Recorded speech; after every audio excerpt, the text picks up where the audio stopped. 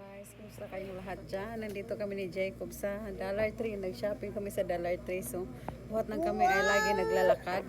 So, dito ay mura ang mga cup dito. So, bibili ako nito. Kasi nasunog ang mukha ko guys. Napakainit.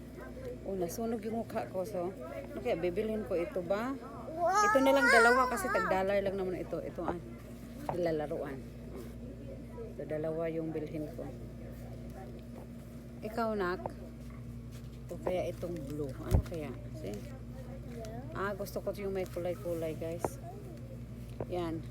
Bilhin ko yan. Tag-iisa kami ni Jacob. Kasi ito, inggitero. Na. See? Inggitero. Where's you? Asa mo imo, ha? Kanino iya, ha? This is yours. That is yours, okay?